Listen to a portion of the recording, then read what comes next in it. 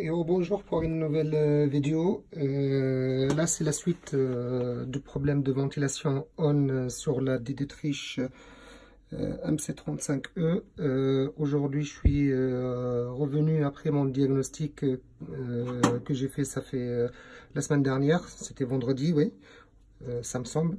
Là j'ai changé le ventilo. Et là, je l'ai remonté sur le brûleur. Et là, notre MCBA qui était là-bas, je vous ai expliqué qu'il y a de nos confrères qui sont intervenus et ça marche toujours pas. Bon, je ne veux pas vous répéter la même histoire. Et là, j'en profite pour qu'ils se posent la question sur les corps de chauffe. Là, je suis chez un client et en fait, regardez le corps de chauffe. Il est tellement oxydé avec le monoxyde d'aluminium. Là, il faut impérativement faire un traitement chimique. Parce que sinon le corps de chauffe il va se terminer par se percer et tous les dépôts. Là c'est pas bon, il faut vraiment faire un traitement. Si vous regardez les autres vidéos, j'ai fait des vidéos pour traitement chimique pour le corps de chauffe sur ma page YouTube. Et bon, d'habitude moi je reste toujours anonyme pour mes interventions, je fais juste les vidéos, mais aujourd'hui j'ai pas le choix, je vais pas de choix, il faut faire comme ça, que je remonte le brûleur et on va démarrer la chaudière. Et normalement mon diagnostic il est bon, je me trompe jamais sur mon diagnostic. Allez, c'est parti. Surtout sur ce genre de chaudière, il faut pas oublier de brancher les fiches d'abord, parce que après c'est la misère une fois que c'est au fond. Hop là.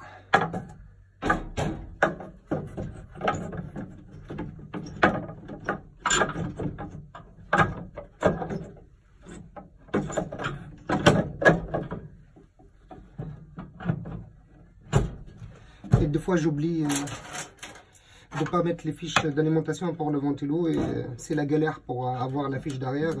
C'est plus vite de démonter et brancher les fiches que galérer, passer les mains derrière, avoir le bon sens sur la fiche d'alimentation. Ça ira beaucoup plus vite comme ça. Mais c'est bien de ne pas l'oublier. Et là,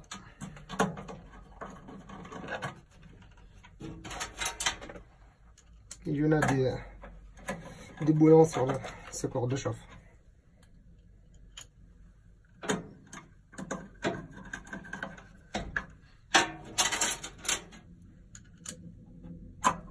Ça va, avec de bons outils, ça va vite.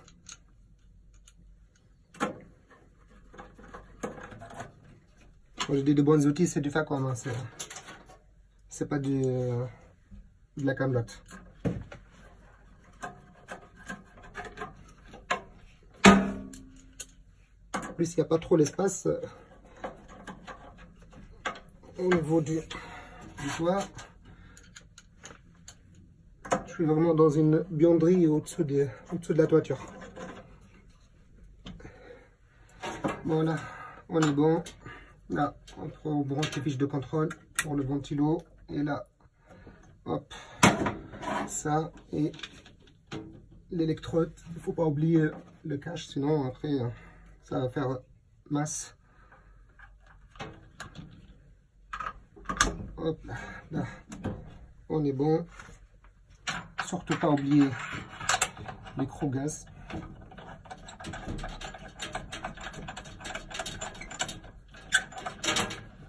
Et après, vous allez voir la différence normalement quand le ventilo il est bien,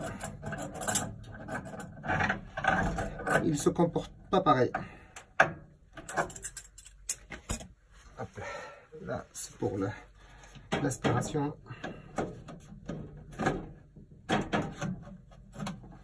Hop là. Bon, là, tout est bon.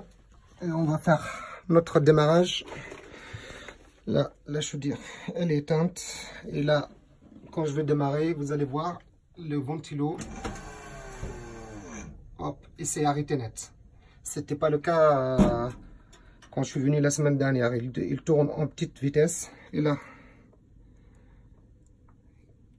n'y a plus le défaut.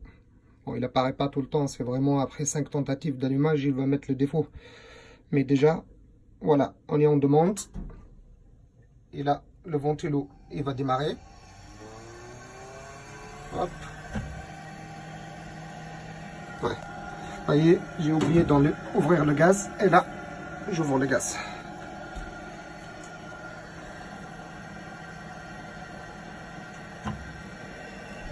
Voilà, c'est parti.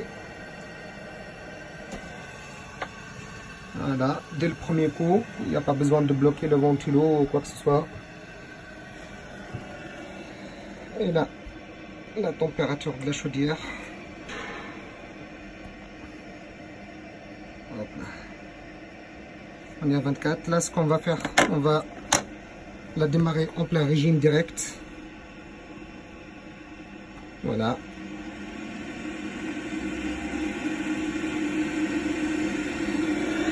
C'est en plein régime.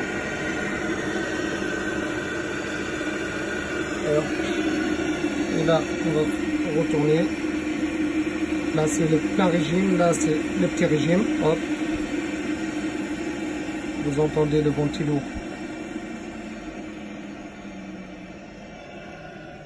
qui descend en vitesse. Hop. Et là, on va revenir en mode auto. Voilà.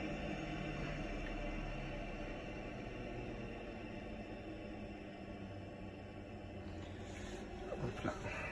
Et là, c'est parti pour un tour. Et là, mon diagnostic, il était bon. Bon, je suis habitué à ce genre de trucs. Vraiment, il faut comprendre le vrai fonctionnement de la chaudière. Il y a un cycle. Si le cycle il est pas correct, la chaudière elle pouvait pas démarrer ou elle déconne. Ça c'est clair. Ça sert à rien de regarder surtout sur les fiches constructeurs que dès qu'on voit un défaut ventilation on, ah c'est l'MCBA.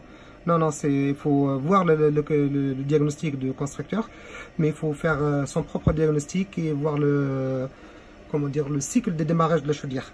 Si le cycle n'est pas bon, on trouve c'est quoi le problème, où elle est où la panne.